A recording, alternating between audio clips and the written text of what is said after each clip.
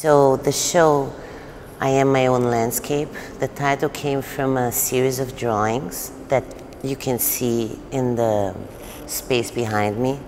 It was a series of small watercolor sketches that I did during traveling, and they basically reflect a little bit of an idea of landscape, of the internalized landscape, of the landscape inside, which also very much reflects the piece behind me. Those are all self-portraits, but as you see, they're not very realistic.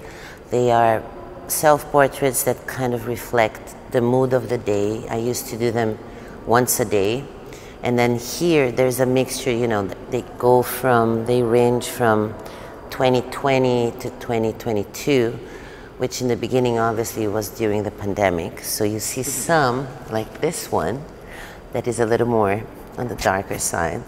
And so it's a bit of a reflection of the mood, of internal thoughts. And I think that obviously, you know, in the time that we live right now, where you have social media and everybody's trying to make themselves look great with all the apps, you know, to make your face look thinner, better, brighter.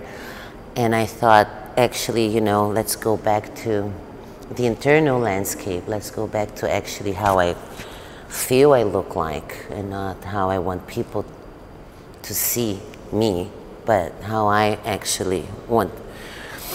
And it's in a way, so this is also in a way a landscape, the same way that in general the whole show talks a lot about landscape, and it's an internal landscape, it's a memory, it's also the landscape that I believe, like when you close your eyes and you think of situations, there's a mixture of like the emotional landscape, what you see, memories, things that happen, and in a way I try to get close to that, so that also it's not only an experience for me, but I think that for the viewer, I think that the paintings here, they can have a sort of like a little window into an idea, a memory, something that you lived once. And I think for everyone looking at those paintings, it will recall some sort of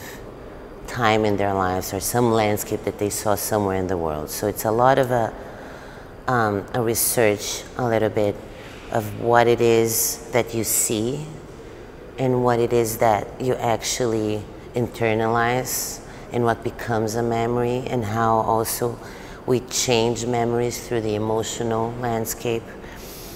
And we get into abstraction that way, because I think that obviously, technically speaking, you know, there is a dialogue with the brush, with the drawing. There is an interest that I have about, you know, how can I create a strong dialogue about the way I use paint, the way I use markers or crayons, and how drawing and painting can talk.